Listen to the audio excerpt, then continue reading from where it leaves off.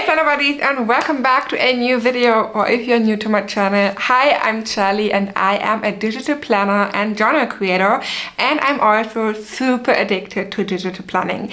And in this video I would like to introduce a new journal to you, and this is the beautiful gratitude journal. That's the beauty, and I'm so excited to use it, and I cannot wait to show you everything. So if you are interested to see how the gratitude journal looks like, then stay in this video and we will see us right after the intro.